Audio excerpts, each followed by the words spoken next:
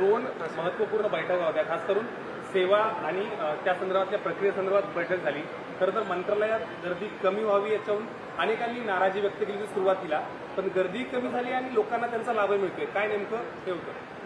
आपल्याला कल्पना आहे की ज्यावेळेस पहिल्यांदा मी मुख्यमंत्री झालो होतो त्यावेळी आपण सेवा हमी कायदा तयार केला होता।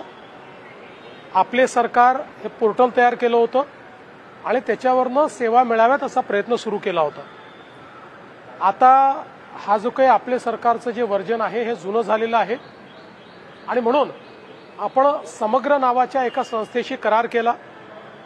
या संस्थेने आपल्या ज्या काही सगळ्या प्रोसेसेस आहेत त्याचा अभ्यास केला, लोकांना कुठल्या सेवांची आणि योजनांची जास्तीत जास्त निकड आहे त्याचा अभ्यास केला आणि आता त्या संदर्भात एंड टू एंड आपण डिजिटाइज पद्धतीनं लोकांना त्या सेवा देण्याचा प्रयत्न करणार आहोत।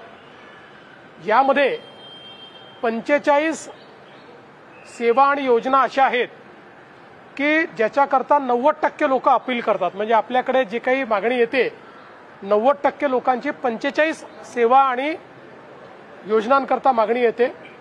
त्याचं बॅकएंड इंटिग्रेशन हे 26 नोव्हेंबरपर्यंत करायचा आम्ही निर्णय केलेला आहे।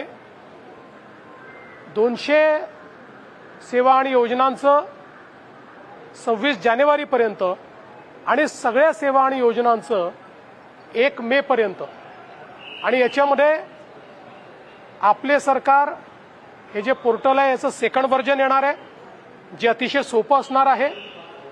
गोल्डन डेटा आपण तयार केला असल्यामुळे एखाद्या व्यक्तीची मॅक्सिमम माहिती ही त्या रेकॉर्डवरनच आपण कलेक्ट करणार आहोत, ती त्याला भरायची देखील आवश्यकता पडणार नाही।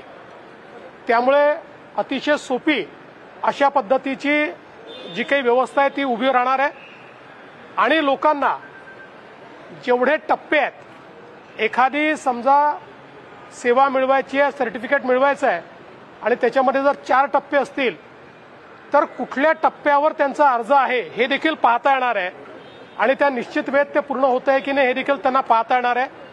म्हणजे लोकांना सेवा मिळणं हे डिजिटल होणार, प्रेडिक्टेबल होणार आणि कोणालाही हळूहळू ऑफिसेसमध्ये येण्याची आवश्यकता पडणार नाही, अशा प्रकारची व्यवस्था करतो। आणि या सेवा व्हॉट्सअपवर देखील आपण उपलब्ध करून देतो आहोत। मला असं वाटतं यामुळे लोकांचा जो काही एक्सपिरियन्स आहे तो अतिशय सोपा होईल आणि गव्हर्नन्समध्ये आपलं राज्य इतर राज्यांच्या तुलनेत पुढे जाईल, अशा प्रकारचा आपला प्रयत्न आहे। आज मला सांगताना आनंद वाटतो की गुंतवणुकीमध्ये महाराष्ट्राने जी आघाडी घेतली आहे ती आघाडी कायम ठेवत पुन्हा एकदा आज आम्ही 1,08,599 कोटी रुपयांचे करार केलेले आहेत, ज्यातनं 47,100 म्हणजे जवळपास 47,000 लोकांना रोजगार मिळणार आहे। यामध्ये कोकण विभागामध्ये 2 डेटा सेंटरचे आम्ही करार केले आहेत, ज्यामध्ये MGSA रिअल्टीज 5,000 कोटी रुपये गुंतवणार आहे डेटा सेंटरमध्ये आणि लोढा डेव्हलपर्स हरित एकात्मिक डेटा सेंटरमध्ये 30,000 कोटी रुपये गुंतवणार आहेत। एकूण 35,000 कोटीची दोघांची गुंतवणूक आहे। 16,000 लोकांना यातनं रोजगार मिळणार आहे। नाशिक विभागात मला अतिशय आनंद वाटतो की या ठिकाणी नंदुरबारमध्ये मेसर्स पॉलिफ्लेक्स कॉर्पोरेशन लिमिटेड ही जवळपास 2100 कोटी रुपयाची गुंतवणूक करते आहे आणि त्यातनं 600 लोकांना रोजगार मिळणार आहे। आणि विदर्भामध्ये काटोलमध्ये रिलायन्स कन्झ्युमर प्रॉडक्ट लिमिटेड एक फूड पार्क आणि शीतपेय पार्क त्या ठिकाणी तयार करतायत। 1513 कोटीची गुंतवणूक आहे, 500 लोकांना रोजगार आहे। आणि मेसर्स अदानी एंटरप्राइजेस लिमिटेड हे कोल गॅसिफिकेशन आणि डेरायव्हेटिव्ह अशा प्रकारची 70,000 कोटी रुपयाची गुंतवणूक करतायत। त्यातनं जवळपास 30,500 लोकांना रोजगार मिळणार आहे अशी एकूण महाराष्ट्राच्या विविध भागांमध्ये 1,08,599 कोटीची गुंतवणूक आणि 47,000 लोकांना रोजगार याचे करार आज आपण या ठिकाणी केले आहेत. काँग्रेस सरकारने निर्णय घेतलाय बँगळुरू शहरमध्ये जे शिवाजीनगर मेट्रो स्टेशन आहे त्याचं नाव बदलून सेंट मेरी करण्याचा निर्णय करण्यात आलाय आणि यामुळे कुठेतरी या निर्णयावरती आता एक चौथरी टीका होताना पाहायला मिळते. पहिल्यांदा तर शिवाजीनगर स्टेशनचं नाव बदलून सेंट मेरी स्टेशन करणं याचा मी निषेध करतो. एक प्रकारे छत्रपती शिवरायांचा अपमान करण्याचं काम हे कर्नाटकची काँग्रेस सरकार करते, याचं मला दुःख आहे. पण मला याचं नवल वाटत नाही, कारण छत्रपती शिवरायांना अपमानित करण्याची परंपरा ही काँग्रेसमध्ये जवाहरलाल नेहरू पंतप्रधान असतानापासून आहे, नव्हे तर त्यापूर्वीही स्वातंत्र्यपूर्व काळात डिस्कव्हरी ऑफ इंडिया हे जे पुस्तक पंडित जवाहरलाल नेहरूंनी लिहिलं होतं त्यामध्ये त्यांनी छत्रपती शिवाजी महाराजांच्या बद्दल ज्या प्रकारचं मत व्यक्त केलं होतं हे आपल्याला माहिती आहे. आणि तीच परंपरा महाराजांना अपमानित करण्याची ही सातत्याने आपल्याला काँग्रेसच्या सरकारमध्ये दिसते आहे.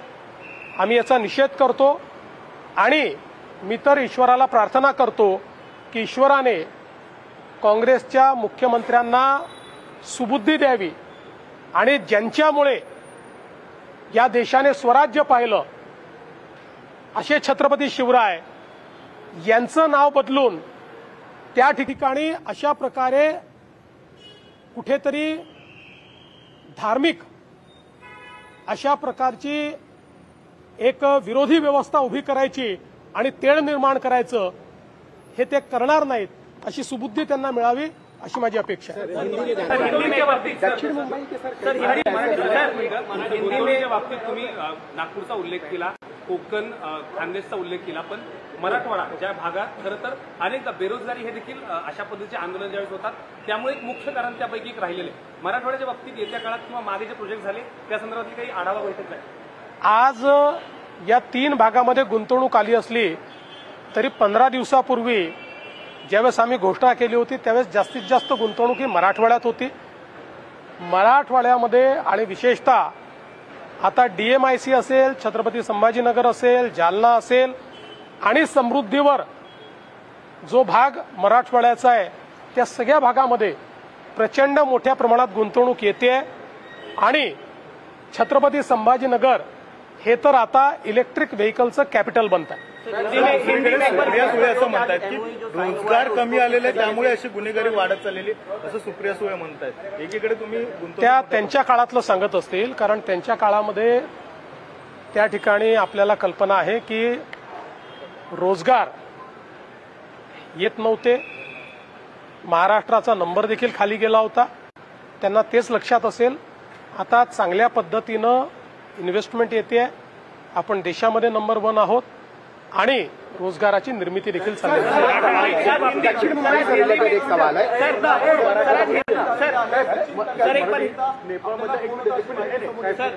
नेपाळमधल्या घटनेनंतर अनेक सोशल मीडियावर विरोधक अशा स्वरूपाची पोस्ट करतात की राज्यात किंवा देशात अशा स्वरूपाची परिस्थिती निर्माण होईल. मुळात देशविघातक कृत्य या पद्धतीने काही या संदर्भात काही कारवाई होईल. मला असं वाटतं की अलीकडच्या काळामध्ये जो काही विरोधी पक्ष आहे यांनी विरोधाची अशी पातळी गाठली आहे की आता ते विधानसभेतले किंवा लोकसभेतले विरोधी पक्ष राहिले नाही, ते समाजविरोधी, कधी देशविरोधी, कधी व्यक्तिविरोधी अशा प्रकारच्या भूमिका घेताना दिसतात. माझी अपेक्षा आहे की विरोधी पक्षाने भूमिका जी घ्यायची आहे त्यात योजनांचा विरोध करावा, त्याच्यामध्ये पॉलिसीचा विरोध करावा, पण समाजाचा आणि देशाचा विरोध करणं हे योग्य नाही आहे. ईश्वर त्यांना सुबुद्धी देईल अशी माझी अपेक्षा आहे. मराठा आरक्षणा संदर्भामध्ये कोर्टामध्ये 2 याचिका देखील आहेत, ते दाखल झालेल्या आहेत. 2 याचिका असं आहे की प्रत्येकाला अधिकार आहे याचिका करण्याचा, परंतु सरकारने जो GR काढलेला आहे तो विचारपूर्वक काढलेला आहे, तो कायदेशीर आहे. हा GR कुठेही ओबीसी समाजावर अन्याय करत नाही. हा GR कोणालाही सरसकट आरक्षण देत नाही. हा GR ज्यांच्याकडे पुरावा आहे, जे खरे पुराव्याने कुणबी आहेत, त्यांनाच सर्टिफिकेट मिळण्याकरता मदत करतो. त्यामुळे कोर्टातही आम्ही राज्य शासनाच्या वतीनं योग्य भूमिका मांडू. मी पुन्हा एकदा ओबीसी समाजाच्या नेत्यांना सांगू इच्छितो, आपण GR नीट वाचा. कुठेही सरसकट कोणालाही आरक्षण दिलेलं नाही. कायद्याने पुराव्यानिशी जे लोक अर्ज करतील त्यांचा पुरावा तपासून तो योग्य असेल तरच याच्यामध्ये आरक्षण मिळणार आहे. तर महापालिकेच्या बाबतीत पारदर्शकता यावी म्हणून यापुढे फक्त IAS अधिकारी महापालिकेच्या प्रमुखपदी असतील, अशा पद्धतीचं एक हे झालंय. काय नेमकं त्यामागचं स्वरूप होतं, काय धोरण? असं काही कुठेही असं ठरलेलं नाही की फक्त IASच राहतील. असं ठरलेलं आहे की ज्या ठिकाणी महानगरपालिकेच्या जागा, कमिशनरच्या जागा या IAS करता आरक्षित आहेत, आरक्षित म्हणजे नोटिफाईड आहेत, त्या ठिकाणी जर आपण IAS अधिकारी दिला नाही तर केंद्र सरकार आपल्याला असं सांगतं की तुमच्याकडच्या IASच्या जागा कमी का करण्यात येऊ नये. कारण ज्या IAS करता नोटिफाईड जागा आहेत तिथे तुम्ही IAS देत नाही, तर याचा अर्थ तुम्हाला एवढ्या सनदी अधिकाऱ्यांची आवश्यकता नाही. आणि म्हणून अशा नोटिफाईड ठिकाणी IASच दिला गेला पाहिजे असा आग्रह आमचा असणार. सवाल है मेरा सवाल है 8 आणि 9 तारखेला राज्यातील ओबीसी संघटनांकडून मुंबईमध्ये मोर्चा काढला जाणार आहे अशी एक माहिती समोर आली आहे आणि राज्यभरातील नेत्यांकडून आज बैठक सुद्धा घेण्यात आली आहे. मला असं वाटतं की अशा प्रकारचा मोर्चा काढण्याची आवश्यकता नाहीये. वेगवेगळ्या ओबीसी नेत्यांची माझी देखील चर्चा होते. ज्यावेळेस मी त्यांना नेमका आम्ही काय GR काढल्यास सांगतो त्यावेळेस त्यांचं समाधानही होत आहे. आता कोणाला राजकीय दृष्टीने जर एखादे काम करायचं असेल तर त्याला आपण थांबवू शकत नाही. सामाजिक दृष्टीनं मी एवढं नक्की सांगतो, जोपर्यंत हे सरकार आहे तोपर्यंत ओबीसीवर अन्याय होऊ देणारच नाही. भारत पाक मुद्द्यावरती आता मॅच वरतून ठाकरे गट पंतप्रधानांना कुंकू पाठवणार आहे आणि निषेध मोर्चा काढणार आहे सिंदूर मोर्चामध्ये. मला असं वाटतं की नवरात्र येत आहे आणि नवरात्रामध्ये कुंकवाचं फार मोठं महत्व आहे. छत्रपती शिवाजी महाराजही आई तुळजाभवानीचा टिळा लावून त्या ठिकाणी युद्धाला समोर जात होते.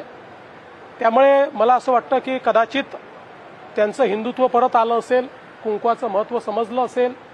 त्यामुळे आई तुळजाभवानीचा टिळा जर ते पाठवणार असतील तर त्यांनी तो मलाही पाठवावा. आई तुळजाभवानीचा टिळा आम्ही निश्चितपणे लावून भारत विरोधी शक्तींच्या विरुद्ध आम्ही लढू. सर एक सवाल है, दक्षिण मुंबई में बड़े पैमाने पर जो है गवर्नमेंट की स्कीम के मुताबिक जो है झोपड़े साफ किए गए, लेकिन सर उसका सबसे ज्यादा माइलेज जो एक्चुअल लोग हैं उनको ना मिल के वो बिल्डरों ने खुद ही उठा लिया है. नागपाड़ा, अग्रीपाड़ा, मतलब दक्षिण मुंबई की विशेष रूप से बात कर रहा हूँ जहाँ सबसे ज्यादा प्रॉपर्टी का रेट है. तो जो एक्चुअल हकदार है उनको मिला ही नहीं सर. देखिए इस प्रकार से बोलना ठीक नहीं है, क्योंकि अगर ऐसा कोई आपके पास एविडेंस है तो आप जरूर दीजिए, मैं उसके ऊपर कार्रवाई करूंगा.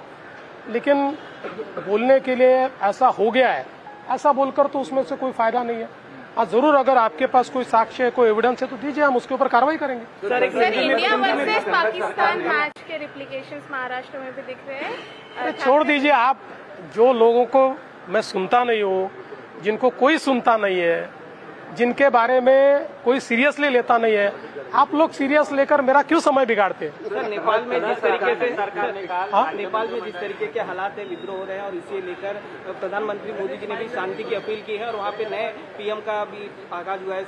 देखिए ये विषय जो है ये अंतर्राष्ट्रीय विषय है.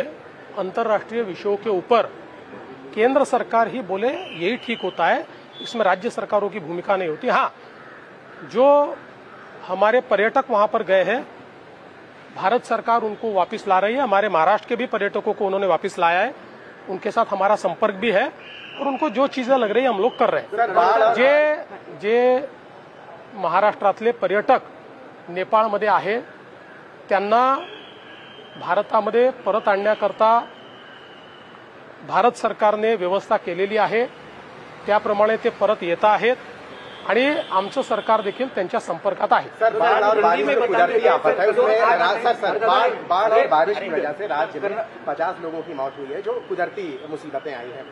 तो सर, पिछले साल की बनिस्बत अगर देखें तो जो पहले जो मौतें हुई हैं उनमें इस बार ज्यादा इजाफा हो गया है, तो इसको लेकर सरकार की तरफ से देखिए, इसका ऐसा कंपैरिजन नहीं किया जाता पिछले बार कितनी हुई इस बार कितनी हुई। नैसर्गिक आपत्ति है, नैसर्गिक जब आपत्ति आती है तो सरकार का एसओपी है, उस एसओपी के हिसाब से हम लोग मदत करते हैं। सर, अलमट्टी धरणासाठी कर्नाटक सरकारने आहे ते जागा संपादन करण्यासाठी मंत्रिमंडळाच्या त्यांच्यात निर्णय घेण्यात आलेला आहे, त्यामुळे कुठेतरी पुराची स्थिती पुन्हा अलमट्टी धरणाच्या संदर्भात उंची वाढवण्याचा प्रयत्न कर्नाटक सरकारने केला तर आम्ही सर्वोच्च न्यायालयामध्ये त्याला चॅलेंज करू आणि त्याच्यावर स्थगिती घेऊ।